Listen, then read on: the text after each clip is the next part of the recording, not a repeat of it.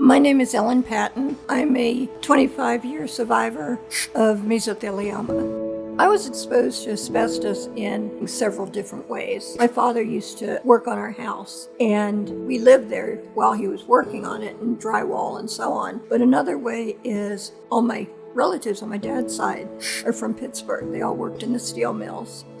And we would go up there, my whole life and stay, for a week at a time, and we just loved it. Come to find out that one of the most dangerous jobs where people come into asbestos was in their maintenance. And my uncle, where we always stayed, was in the maintenance department. I was having issues breathing. I was a smoker, unfortunately. I, of course, have not touched a cigarette since then, but I was just having a difficult time.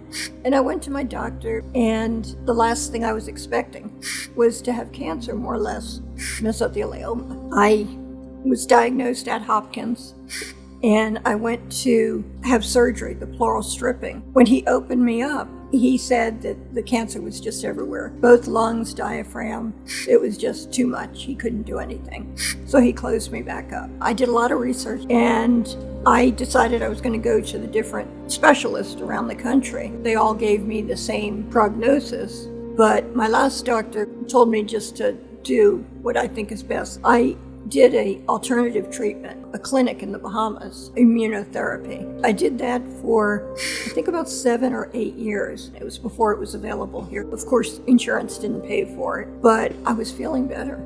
I contacted some local attorneys here, and I just wasn't impressed. You could tell he was just in it for the money.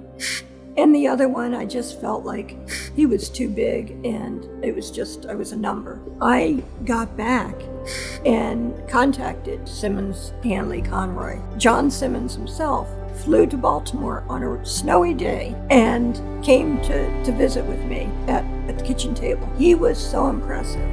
He was in it for personal reasons. I knew that was the firm that I wanted to be with.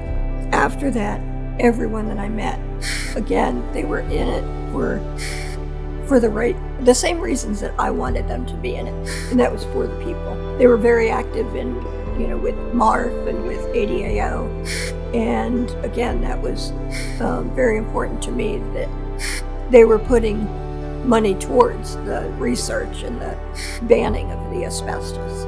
I would definitely encourage people to take legal action. It's going to cost a lot of extra money. And, average person like myself didn't have a lot of extra money.